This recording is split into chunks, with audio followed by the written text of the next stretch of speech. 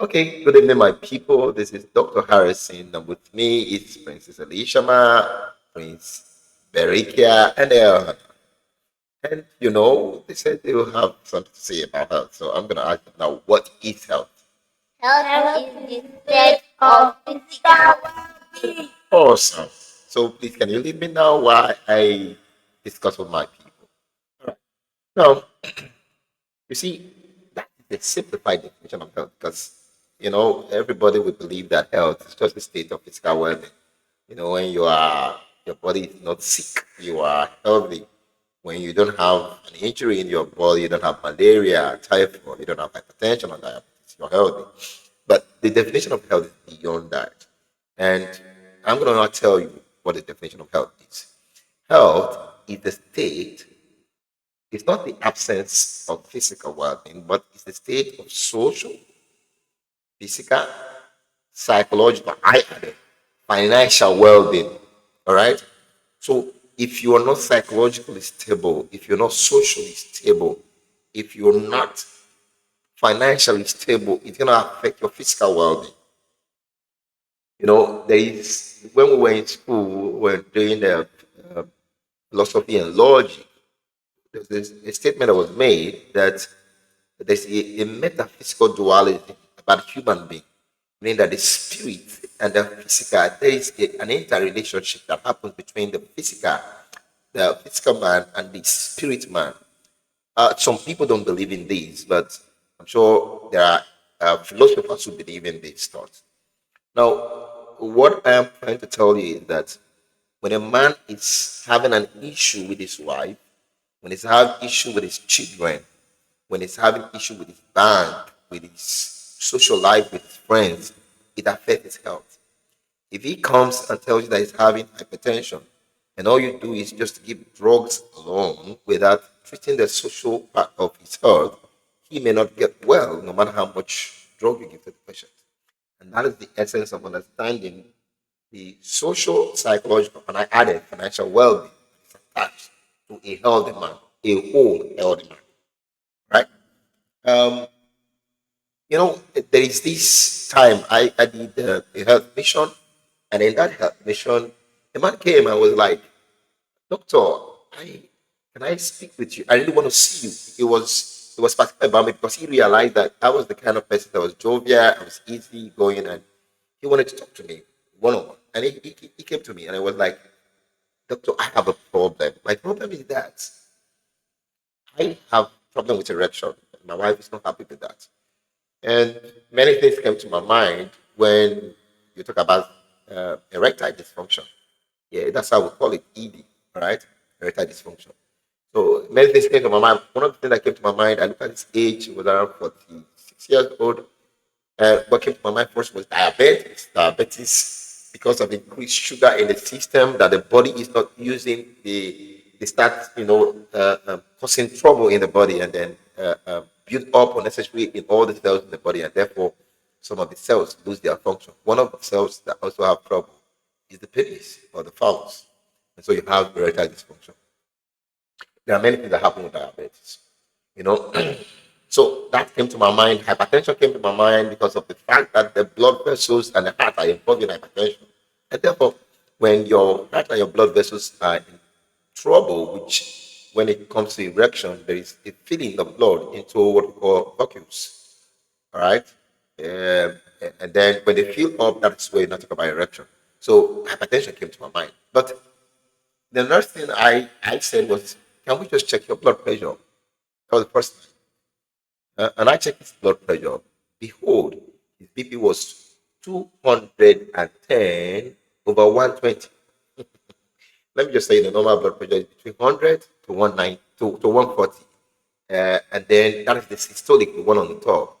And the diastolic between 60 to 90. All right. Now, when we have a BP of 140 over 90, it is high normal. All right. You're already in the borderline of hypertension. So, but this guy has a BP of 210 over 120.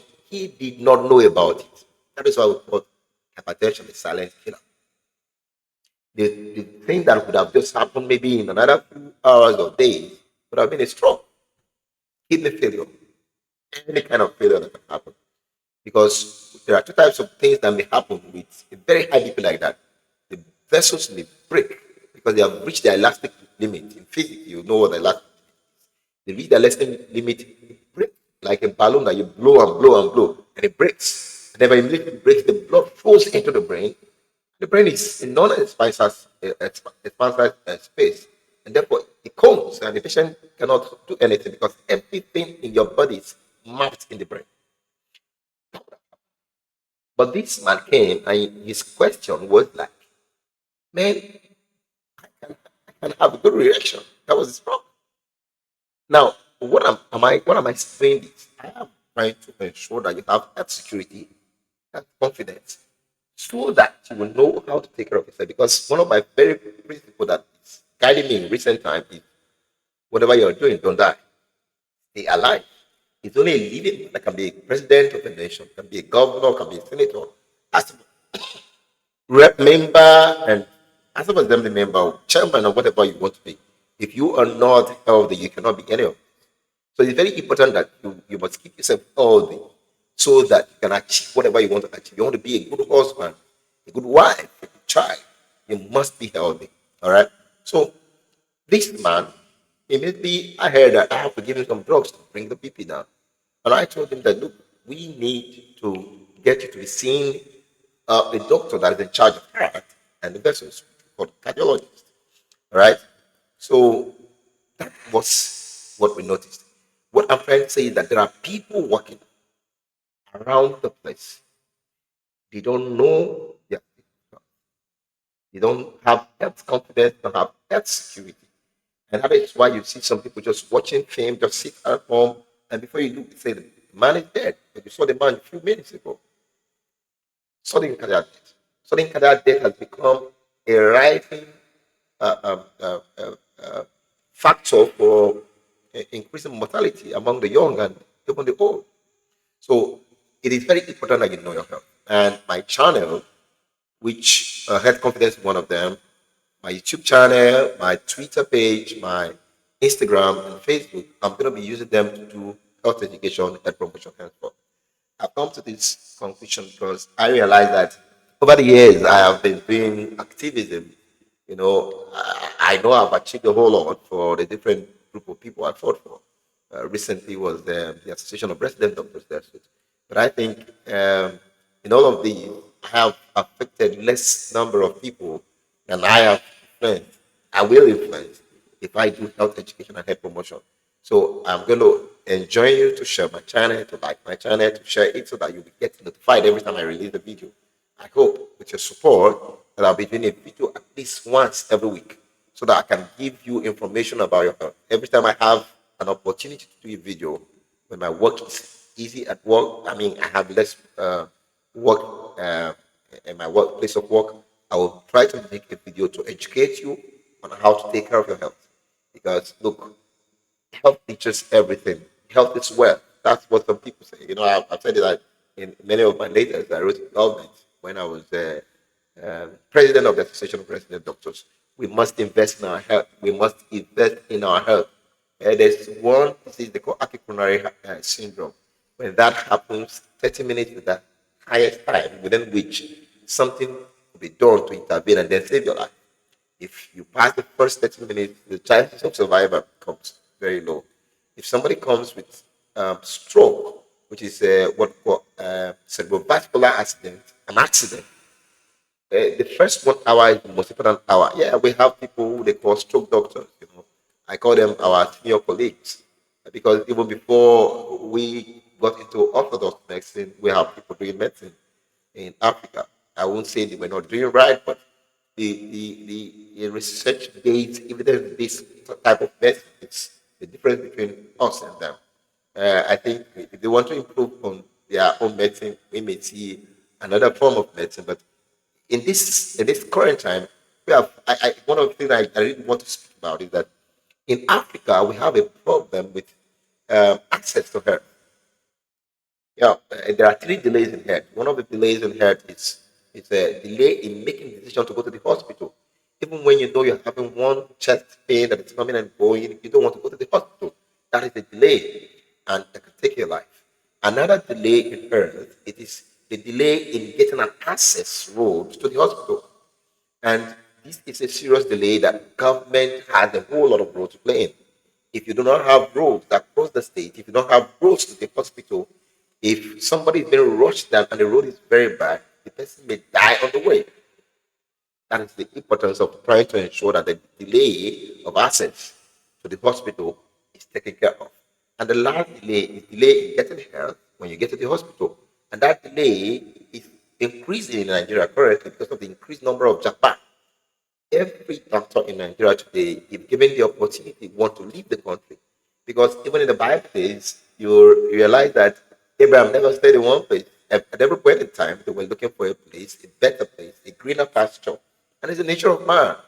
Even our leaders are sending their children up. So you cannot expect any reasonable person who has the opportunity to move abroad to stay in the country. If you have a few people staying in the country, then you should appreciate them. So, having come to this point, I'm going to end this very health education and health promotion today at this point, and I want to enjoy you to share, to like, so that you get notified, subscribe to my channel, so that you can get more of my health education and health promotion. I'm sure you're going to learn a lot from it. And whatever you're doing, don't die. Whatever you were doing, don't die. Whatever you were doing, don't die. Because only living can achieve what they seek. I just found this now. 'Cause I like singing too. So, but I just want you to know that your heart is in your hand. Take it like an egg, protect it like an egg, and then perhaps God will give you length of days. If you're asking for length of days and you're not making it faith, Bible said faith without work, death.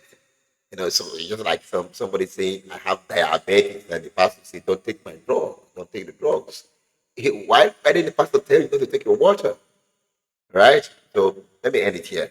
God bless you. Have a very beautiful night, friends. I'm Harrison, Dr. Harrison.